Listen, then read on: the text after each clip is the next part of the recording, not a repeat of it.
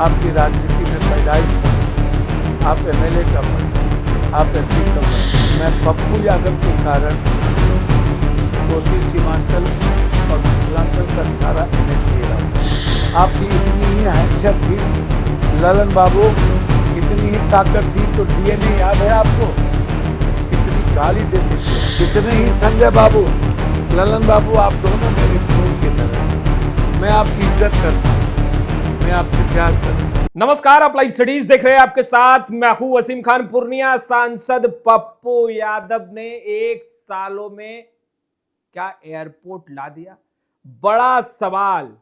और पप्पू यादव का पारा हाई। केंद्रीय मंत्री ललन सिंह पर पप्पू यादव का गुस्सा फूटा। बीते दिनों केंद्रीय मंत्री ललन सिंह ने पप्पू यादव पर सवाल खड़े किए थे, पप्पू यादव पर निशाना साधा था।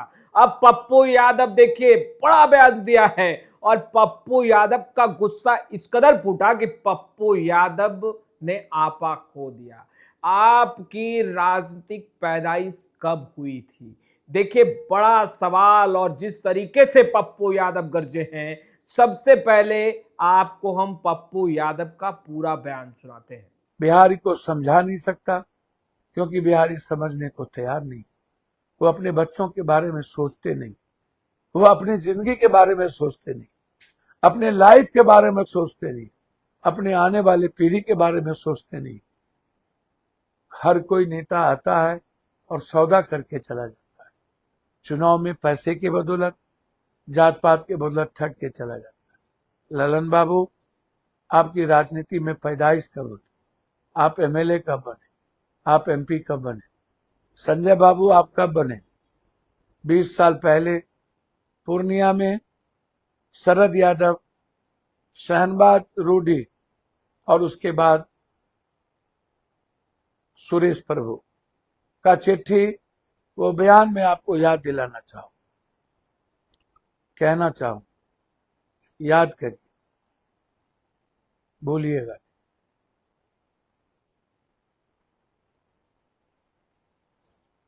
कि मैंने प्लेन चलवाया था। आप कहते हैं पप्पू यादव 1 साल में इतना चीज कर दी। ललन जी, आप ही के गडकरी जी का बयान है कि मैं पप्पू यादव के कारण कोसी सीमांचल और मिथिलांचल का सारा एनएच दे रहा हूं। पप्पू यादव नहीं होते तो मैं ये एनएच नहीं देता। आप विकास की बात करते हैं। नीतीश कुमार ने नरेंद्र मोदी से यूनिवर्सिटी मांगा था। आपकी इतनी ही हैसियत थी, औकात था, तो पटना यूनिवर्सिटी क्यों नहीं ले पाए? आपकी इतनी ही हैसियत थी ललन बाबू, इतनी ही ताकत थी तो डीएनए याद है आपको, कितनी गाली देते थे आप। करोड़ों आपने बिहार का सैंपल भेजा था, याद है कि भूल गए? बाल भेजे थे आप, याद है कि भूल गए? इतने ही संजय बाबू, ललन बाबू, आप दोनों मेरे खून की तरह।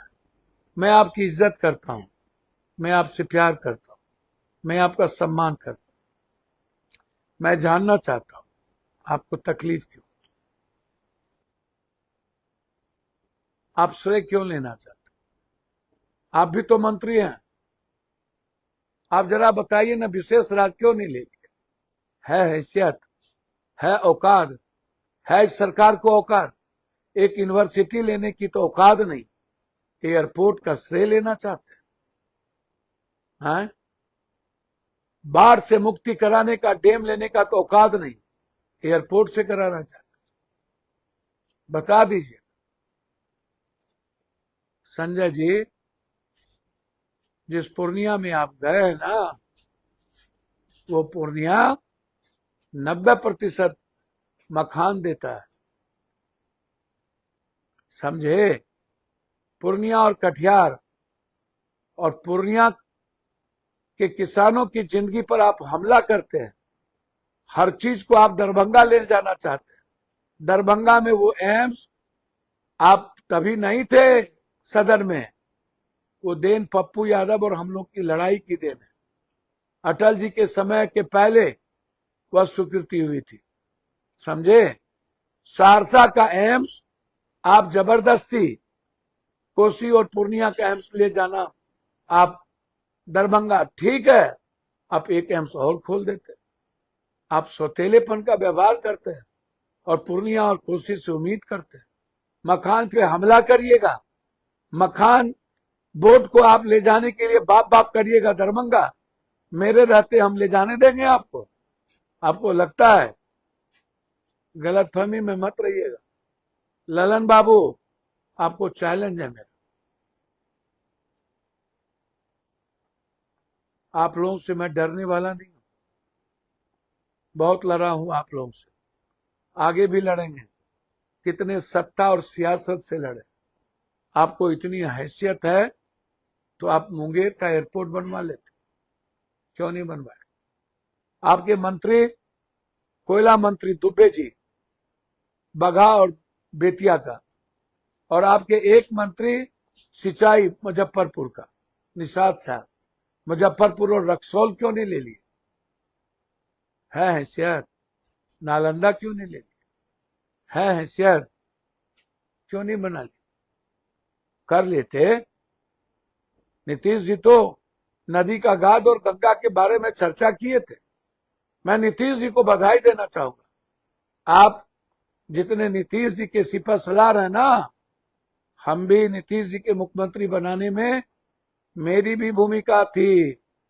याद है संजय बाबू ने कि पप्पू यादव पर लालू जी और साबुद्दीन साहब रात के 2 बजे पाटलिपुत्रा में लड़ने चले गए थे। आपसे ज्यादा नीतीश जी की रेस्पेक्ट करते हैं। आप लोग तो मंत्री बनने के लिए 2 मिनट में अलग हो जाते हैं। आप ही नीतीश को छोड़े थे ना, हम तो हर दिन रेस्पेक्ट करते हैं। और आप पूर्णिया एयरपोर्ट की बात करते हैं। जमीन पप्पू यादव के एमपी बनने के 20 साल के पहले, इसके पहले तो आपका 2-2 एमपी था। 10 साल था ना। डबल इंजन की सरकार 16 साल से है ना। क्यों नहीं ले लिया एक्सप्रेस? क्यों नहीं ले लिए गलगलिया सड़क? याद है रंजीत रंजन और पप्पू यादव के समय हुई थी, क्यों नहीं ले लिए? आप जरा बताइए ना जनाब, क्यों नहीं ले लिए थे? किशनगंज और जलालगढ़ का लाइन, कुर्सेला बिहारीगंज का लाइन, क्यों पैसा वापस हो गया था? तब क्यों नहीं बोले थे? क्यों हैसियत नहीं थी 170 करोड़ रुपया बचाने की? चैलेंज करता हूं, बता दीजिए ना 170 करोड़ रुपया कैसे बच गए? लंबा लंबा गप देते हैं।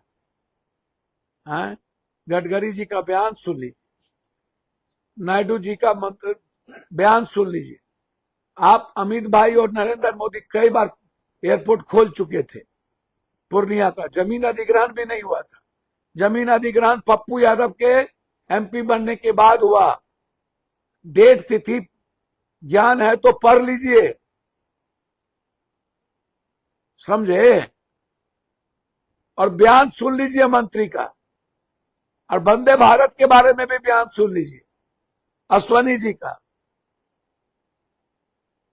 नौगछिया से देवघर और फिर नौगछिया से सिंहेश्वर, यह रेलवे लाइन मेरे लड़ाई के बाद हमने छीना। 170 करोड़ रुपया लाए।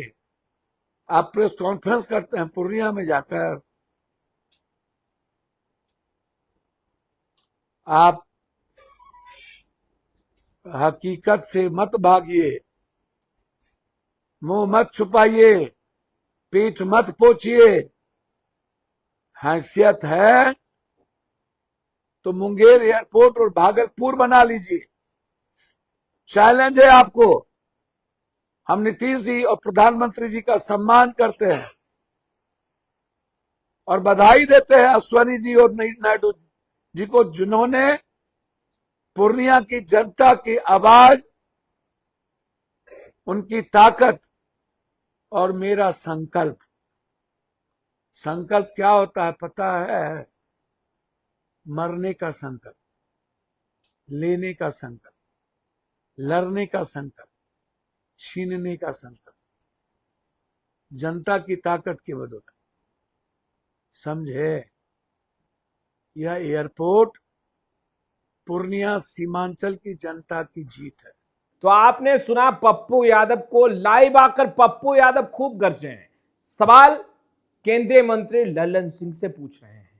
आप तो सम्मान, रिस्पेक्ट मुख्यमंत्री नीतीश कुमार का मंत्री, विधायक, सांसद बनने के लिए करते हैं। मैं तो मुख्यमंत्री नीतीश कुमार का हमेशा से रिस्पेक्ट करता रहा हूं।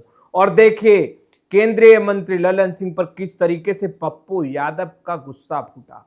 पारा हाई, और पारा हाई इस कदर हुआ कि पप्पू यादव आपा खो बैठे। फिलहाल इस वीडियो में इतना ही। आपका बहुत बहुत शुक्रिया।